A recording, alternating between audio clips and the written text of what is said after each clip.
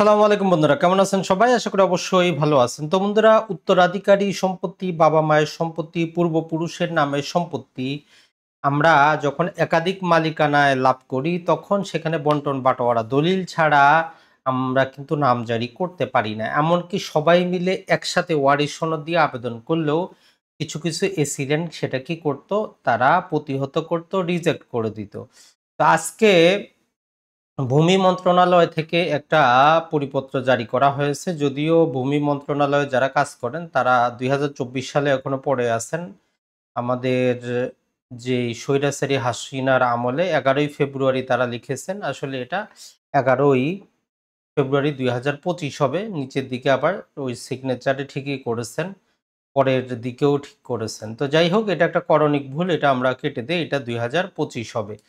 এখানে মূল যে জিনিসটা সেটা হচ্ছে উত্তরাধিকার সূত্রে প্রাপ্ত জমি বা স্থাবর সম্পত্তি, ফ্ল্যাট প্লট যেটাই হোক, এর নামজারি বিষয় স্পষ্টীকরণ। তো এখানে প্রথমেই তারা হেদায়েত দিচ্ছে যে বাবা এসিলেন্ট সাহেবগণ, নামজারি করার জন্য মানুষ যখন আবেদন করে পৈতৃক সূত্রে বা ওয়ারিশ সূত্রে একটা ওয়ারিশ সনদ দিয়ে, সেটা চেয়ারম্যান, পৌরসভা হইলে পৌরসভা থেকে অথবা সিটি কর্পোরেশন হইলে সেখান থেকে যখন একটা ওয়ারিশ সনদ নিয়ে নামজারির আবেদন করে, দুই প্রকারের নামজারি তারা আবেদন করতে পারে। একটা হচ্ছে যতজন ওয়ারিশ আছে সকলের ওয়ারিশ সনদ দিয়ে, সকলের আইডি কার্ড দিয়ে, জন্ম নিবন্ধন দিয়ে, ব্যক্তির নামে যে দলিল আছে সেটা দিয়ে জাস্ট তারা আবেদন করে দিল। এই যে আবেদনটা, এইটাকে যদি জাস্ট আমরা বলি নামজারি বলে। মানে মৃত ব্যক্তির নামে যেহেতু খাজনা নেওয়া যায় না, এইটা কিন্তু পূর্বেও ছিল। তবে বিভিন্ন এসিলেন্ট না জানার কারণে আজকে স্পষ্টীকরণ করা হয়েছে। তাহলে আপনারা এখন থেকে যেটা করতে পারবেন যে, যদি ওয়ারিশ সূত্রে সম্পত্তি অর্জন করেন, ভাইরা যদি বাটোয়ারাতে রাজি না থাকে, আপনারা সকলের ভাইদের নিয়ে আইডি কার্ডগুলো সংগ্রহ করে দলিলপত্র দিয়ে আপনি নামজারির জন্য আবেদন করে দিবেন। তো এই আবেদনপত্রে সাথে আপনার ওয়ারিশ সনদটা লাগবে, যেখানে সবার নাম থাকবে। যখন দাখিল করবে তখন যিনি সহকারী কমিশনার ভূমি আছেন উনি মৃত ব্যক্তির নামে থেকে সেটাকে কর্তন করে সবার প্রাপ্ত হিস্সা মোতাবেক, যেমন ধরেন যে একজন ব্যক্তি মারা গেল, তার ২ টা ছেলে আছে বি এবং সি। তো তাহলে এই সম্পত্তিটার হিস্সা হবে, হিস্সা মানে অংশ 50-50 করে একই খতিয়ানে ২ জনের নাম দিয়ে দিবে। তো এইটা হচ্ছে একটা হেদায়তনামা। এক্ষেত্রে বন্টননামা দলিলের প্রয়োজন হবে না।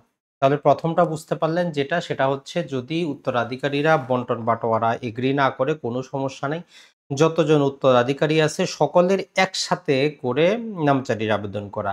তো আমাদের রাষ্ট্রীয় অধিগ্রহণ এবং প্রজাস্বত্ব আইন এর পূর্বে হ্যান্ডবুক ফর এসিল্যান্ডে বলা হচ্ছিল যে যদি তহসিলদার জানতে পারে এই জমির মালিক মারা গেছে, তাহলে অটোমেটিক উনি নোটিশ করে যত উত্তরাধিকারী আছেন তাদের নামটা ইনক্লুড করবেন।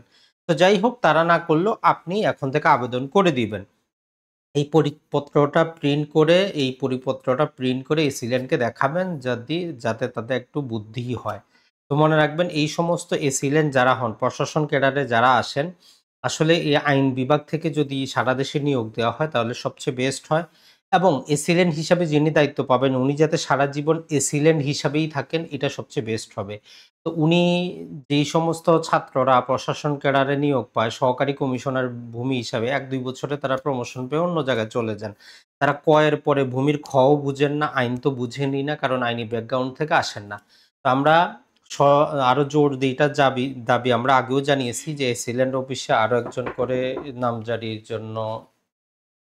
তো মূল যে বিষয়টা আমাদের সেটা হচ্ছে, এই যে বন্টননামা দলিল ছাড়াই আমরা কি করতে পারবো, নামজারির জন্য আবেদন করে দিতে পারবো, সমস্যা নাই। আর এই সমস্ত এসিল্যান্ড যারা আসেন তারা কিন্তু আইন বিষয়ে কোনো দক্ষ না, আইন বিষয়ে জানেনও না, আইনের ক এর পরে খ কিন্তু বুঝেন না। আমরা এর আগের ভিডিওতেও বলেছি যাতে সরকার কি করে এসিল্যান্ড অফিসে আরেকজন অতিরিক্ত এসিল্যান্ড নিয়োগ করে, যাতে উনি সেখানে 24 আওয়ার্স সেখানে অ্যাভেলেবল থাকেন, অফিস টাইমে মানুষ যাতে সেবা পায়। এবং প্রয়োজনে সরকার যদি নির্বাহী ম্যাজিস্ট্রেট নিয়োগ দেওয়ার প্রয়োজন পড়ে একাধিক ক্যাডার করে সেখানে নিয়োগ দিতে পারে আইন বিভাগ থেকে। তা আমরা আবারও দাবি জানাবো, যারা ভূমি বিষয়ক কাজ করবেন নামজারি খাজনা খারিজের, তারা যাতে সেখানেই থাকেন। তাদের এইভাবে এসিল্যান্ডদেরকে নিয়োগ দেওয়া ঠিক না। কারণ তাদের আইন বিষয়ে, ভূমি বিষয়ে কোনো অভিজ্ঞতা থাকে না। এটা ছাড়া আইন মন্ত্রণালয় বা ভূমি মন্ত্রণালয় একটা পরিপত্র জারি করে বা বিদ্যমান আইনগুলোতে কি আছে তাদের কিন্তু ঐরকম কোর্স করার না। প্রাথমিক অবস্থায় সামান্য একটু যদিও মৌলিক ধারণা দেওয়া হয়, পরবর্তীতে আর তাদের কোনো খোঁজখবর থাকে না। তো যাই হোক, এরপরে যদি আমরা দেখি সেটা হচ্ছে অপরদিকে সেটা হচ্ছে যদি আপনি আপনার হিস্সা মোতাবেক বা একটা দাগে আপনি খাবেন, অন্য দাগে আপনার ভাই খাবে, এইরকম যদি আপনি করতে চান, তাহলে অবশ্যই আপোষে একটা বন্টননামা দলিল করবেন। যেমন আপনার বাবার ১০ দাগে জমি আছে। আপনি চাচ্ছেন শহরের জমিটার দাম বেশি, আপনি একাই নিবেন। তো এই ক্ষেত্রে কি করতে হবে? আপনাদেরকে একটা আপোষ বন্টননামা করতে হবে। সেটা রেজিস্টার্ড করতে হবে। তার পরে পৃথক নামজারির জন্য আবেদন করতে হবে। তাহলে আমরা ২ টা ক্যাটেগরি পাইলাম। সবাই একসাথে করে দেন হিস্সা মোতাবেক, কোনো সমস্যা নেই। আর আপনি চাচ্ছেন যে এক দাগে খাবেন অথবা প্রতি দাগে, দাগে আপনার অংশটা আপনি নিয়ে যাবেন, তাহলে আপনাকে অবশ্যই একটা বন্টন বাটোয়ারা দলিল করতে হবে। এই জিনিসটা মনে রাখবেন। তো এখানে তারা স্পষ্টীকরণ দিয়ে বলতেছে যে সম্প্রতি লক্ষ্য করা যাচ্ছে যে যৌথভাবে নামজারি বা রেকর্ড সংশোধনের আবেদন করা হলেও তা নামঞ্জুর করা হচ্ছে, যেটা গ্রহণযোগ্য নয়। আমাদের রাষ্ট্রীয় অধিগ্রহণ এবং প্রজাস্বত্ব আইনের ১৪৩ বি ধারা অনুযায়ী বন্টননামা দলিলের ভিত্তিতে নামজারি করতে হবে শুধু সেই সমস্ত ক্ষেত্রে, যেই সমস্ত ক্ষেত্রে ব্যক্তি পৃথক, পৃথক খতিয়ানের জন্য আবেদন করে, সেখানেই শুধু বন্টননামা দলিল থাকা আবশ্যক।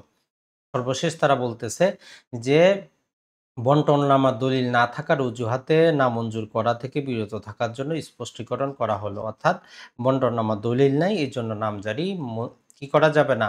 বাতিল করা যাবে না। তাহলে ক্রিস্টাল ক্লিয়ারলি আবারও শুনে নেন, যদি কোনো ব্যক্তি মারা যায়, তার সম্পত্তিতে যত ওয়ারিশ আছে সকলের একসাথে যৌথ নামজারি করার জন্য বন্টন বাটোয়ারা দলিলের প্রয়োজন নাই। শুধু ওয়ারিশি সনদ হইলেই যথেষ্ট। সেই ওয়ারিশি সনদে দিয়ে যে নামজারিটা হবে, সেখানে সবার যে ধর্মীয় আইন মোতাবেক পৃথক, পৃথক অংশটা সেখানে উল্লেখ করা থাকবে। আর যদি আপনারা পৃথক, পৃথক নামজারি চান অথবা এক দাগে আপনি খাবেন, অন্য দাগে আপনার ভাই খাবে, তাহলে অবশ্যই একটা বাটোয়ারা দলিলের প্রয়োজন হবে।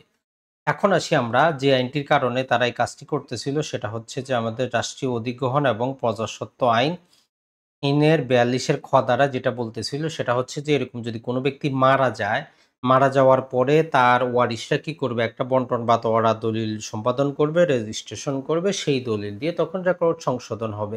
এখানে আইনের কোনো ভেজাল ছিল না, কোনো কিছু ছিল না।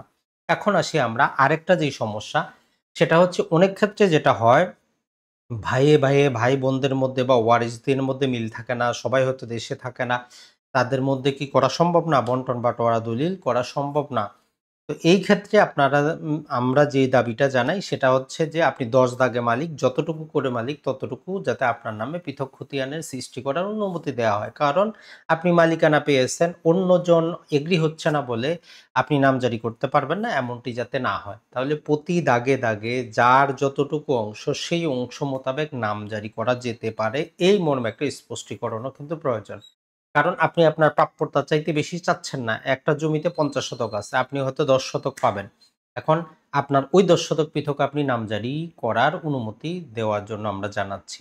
তবে যাক, এই পরিপত্র দিয়ে একটা জিনিস ভালো হইল, যদি আপনার নামে পৃথক, পৃথক নাও দেয়, আপনারা সবাই মিলে একসাথে আপনি নামজারি করে ফেলান, অংশটা আপনার উল্লেখ থাকবে। তখন আপনি কি করতে পারবেন?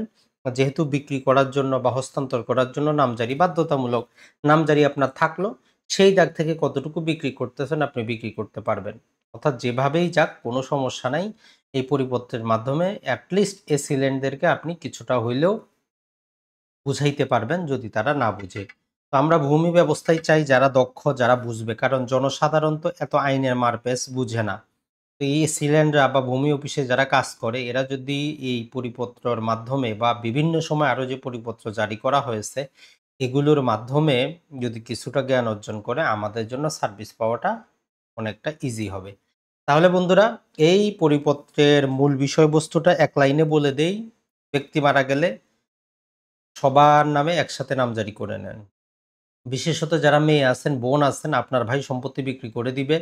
বাবার কোথায় কি সম্পত্তি আছে, তো তা আপনার জন্য বেস্ট হচ্ছে সবার ওয়ারিশ সনদ নেন এবং সবার আইডি কার্ড নিয়ে আপনি কি করেন? নামজারি করে দেন। অনেকে বলবেন যে ভাই আমার ওই যে নামের মধ্যে সমস্যা আছে, এটা হচ্ছে সেটা হচ্ছে। তো এই ক্ষেত্রে কোনো যদি নামের মধ্যে সমস্যা থাকে, কেউ বলবেন যে আইডি কার্ড নাই, জন্ম নিবন্ধন দিয়ে করা যায়, কোনো সমস্যা নেই। এখন যেই জিনিসটা হচ্ছে যে এরকম সবার নাম দিতে গিয়ে সবাইকে উপস্থিত থাকতে হবে কিনা, সবার স্বাক্ষরের প্রয়োজন হবে কিনা? মনে রাখবেন যে না, এখন কিছুই প্রয়োজন হবে না। শুধু সবার আইডি ন্যাশনাল আইডিটা নিবেন। যেকোনো একজন পক্ষ হয়ে আপনি আবেদন করে দিতে পারবেন। এসিলেন্ড অফিসে সবার থাকার প্রয়োজন নাই। আপনার কোনো ২-৩ ভাই বিদেশে থাকলেও সমস্যা নাই। আপনি যদি দেশে থাকেন বা কোনো ভাইও যদি দেশে না থাকে, আপনারা আইডি কার্ড দিয়ে প্রতিনিধির মাধ্যমে নামজারিটা করে নিতে পারবেন। সমস্যা হবে না। ভালো থাকবেন, সুস্থ থাকবেন। আসসালামু আলাইকুম।